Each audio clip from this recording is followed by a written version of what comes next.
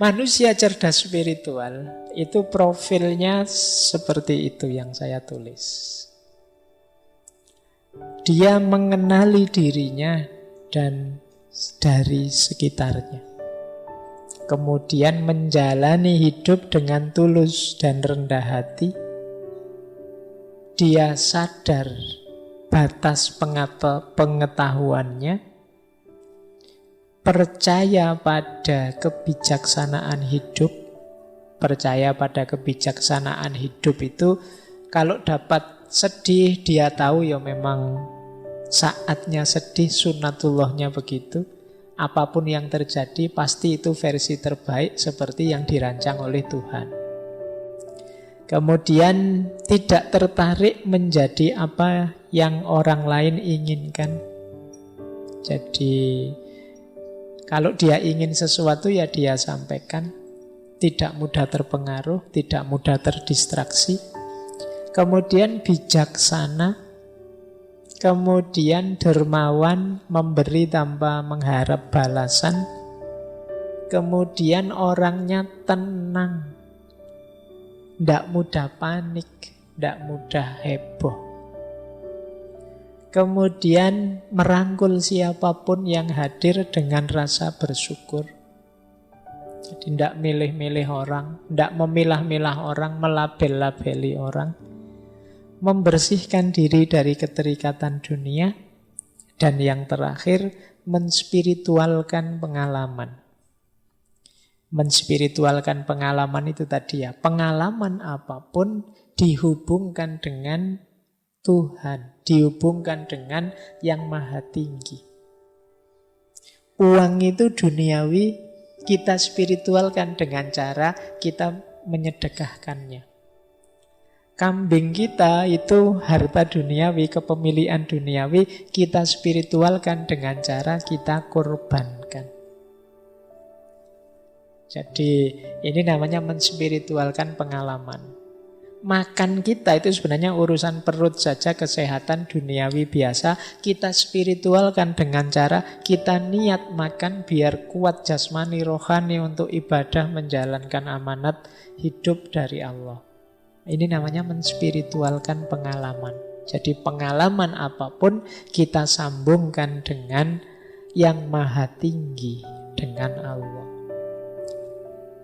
Baik, saya kira itu. Masih ada beberapa quotes yang saya bawa sehubungan dengan kecerdasan kita hari ini ya.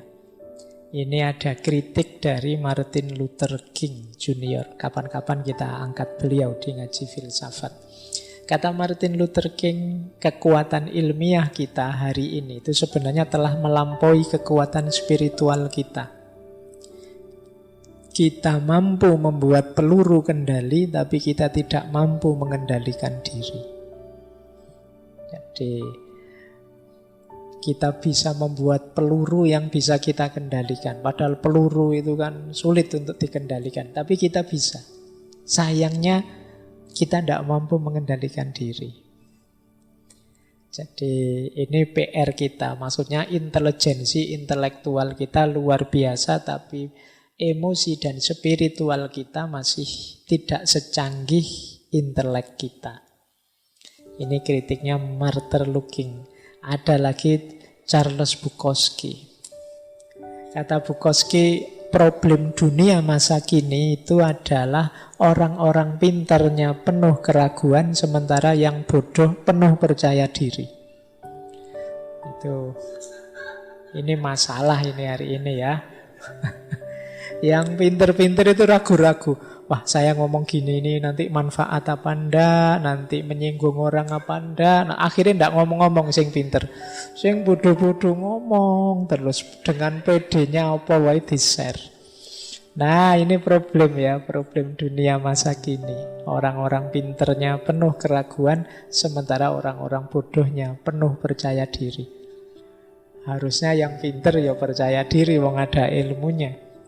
Yang bodoh, yang ragu-ragu, aku ini tidak ngerti apa pantas ngomong. Tapi sekarang kebalik.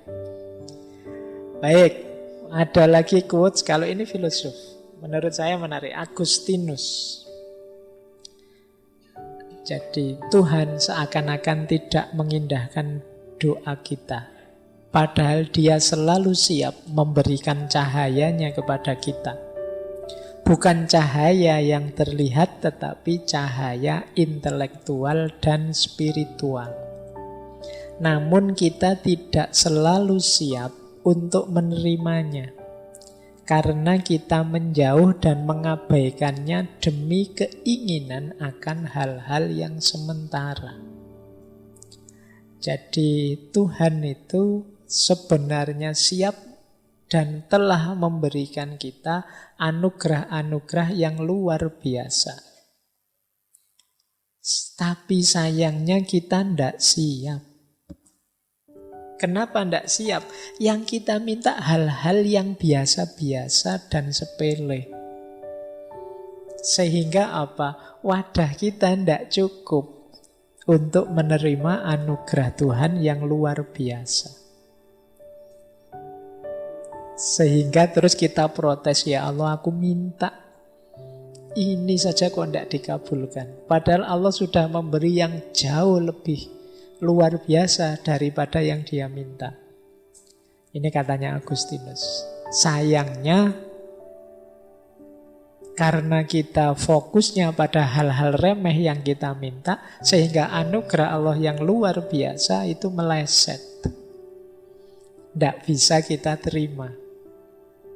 Jadi ini situasi kita, kata Agustinus. Ya Allah, semoga nanti saya kalau ujian mata kuliah ini nilainya ya minimal B lah ya. Itu kan kecil. Itu urusan sederhana sekali yang kita minta. Padahal Allah itu anugerahnya jauh lebih besar dari itu. Katanya Agustinus, cahaya intelektual, cahaya spiritual. Karena kita menyiapkan wadah yang sangat kecil, akhirnya anugerah Allah yang sangat besar tidak tertampung. Terus kita mengeluh seolah-olah Allah tidak memberi apa-apa, tidak peduli sama kita. Nah ini juga perlu kita renungkan.